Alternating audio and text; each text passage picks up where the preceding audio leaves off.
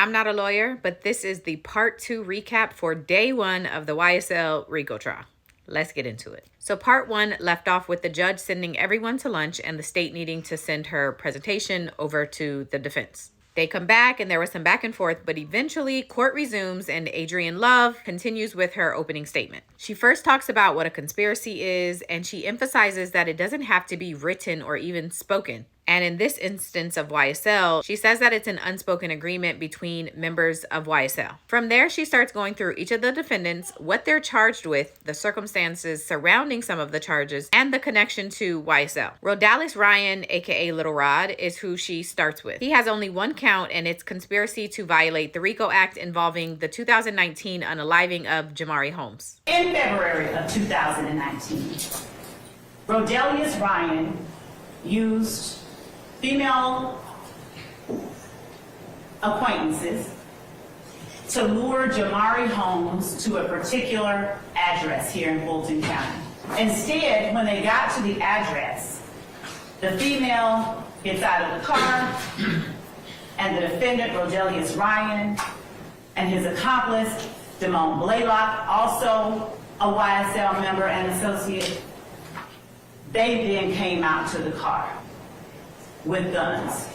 The evidence will show that Rodalis Ryan didn't say, "I bet I make the news."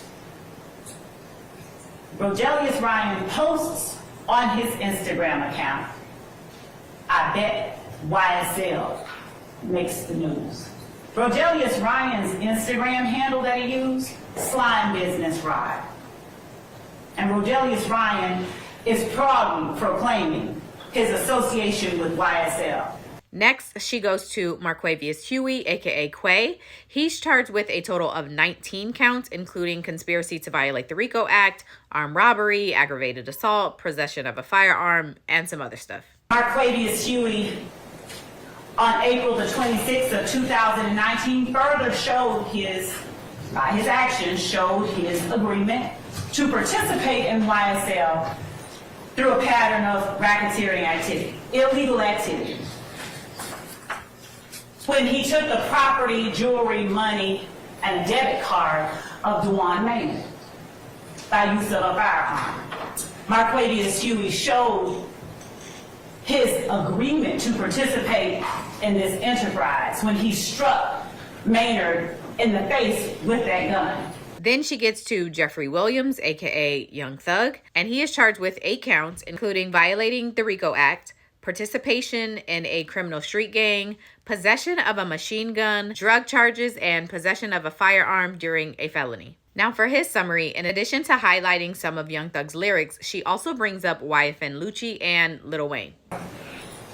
That the defendant, Jeffrey Williams, rented a car that other YSL members used when they openly and notoriously gunned down Donovan Thomas on January the 10th of 2015.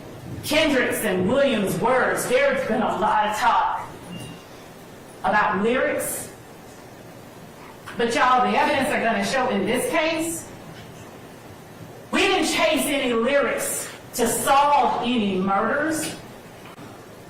Law enforcement in Fulton County chased the murders and found the lyrics. As the evidence will show, in the ensuing months, there were series of shootings and retaliatory shootings. Most notably, the mother of rapper Rayshawn Bennett gets shot. Her house is shot up twice. She gets shot one time. The evidence will show members of YSL were so eager, so gangster about acting on behalf of and in the protection of the defendant Jeffrey Williams and YSL that when Wayne Carter, otherwise known as Lil Wayne, came to town to perform at the compound while the defendant, Jeffrey Williams, was performing in Lil Wayne's hometown, members of YSL show up at the compound, locked and loaded. The authorities were alerted to ongoing public rifts and back and forth between the defendant, Jeffrey Williams, and members of his gang, and statements being made publicly on social media about, towards, and threatening Wayne Carter. They get up beside the tour bus and they unload bullets into the man's tour bus. And then she talks about Shannon Stillwell, aka SB. He is charged with 8 counts, including violating the RICO Act and 2 counts of unaliving. Shannon Stillwell is alleged by one of his own crew, by another YSL, 2 other YSL members, to have been one of the gunmen who took the life of Donovan Thomas. The evidence will show that further investigation revealed that Shannon Stillwell was wearing an ankle monitor at the time that Shamel Drinks was gunned down. And that ankle monitor put him right there at the place that Shamel Drinks took his last breath. Now, before wrapping up, the prosecutor talks about when police secured a wiretap, and that is how they learned that there was a plan against YFN Lucci while he was locked up. The evidence will show that Jay Myrick, upon seeing Lucci, reaches out to get permission from King Slime to take Lucci out. Okay, come back for part 3 so I can tell you about the opening statement from Shannon Stillwell's attorney. It'll be the last part, I promise.